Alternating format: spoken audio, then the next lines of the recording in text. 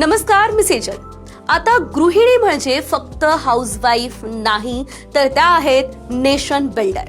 होय, देशातील लाखो महिलांसाठी सर्वोच्च न्यायालयानं एक ऐतिहासिक निर्णय दिला. आतापर्यंत एखाद्या अपघातामध्ये गृहिणीचा मृत्यू झाला तर तिच्या कामाची किंमत अकुशल कामगारांच्या किमान वेतनावर मोजली जात होती. पण आता सर्वोच्च न्यायालयानं हे स्पष्ट सांगितलंय की गृहिणीच्या घरातील कामाचं आणि कुटुंबाच्या संगोपनाचं मूल्य प्रत्येक महिन्याला किमान 30,000 रुपये मानलं जावं. हा निर्णय न्यायमूर्ती संजय कारोल आणि एन कोटेश्वर सिंग यांच्या खंडपीठानं दिलेला आहे. न्यायालयानं हे म्हटलंय की गृहिणीला आश्रित म्हणणं हे पूर्णतः चुकीचं आहे.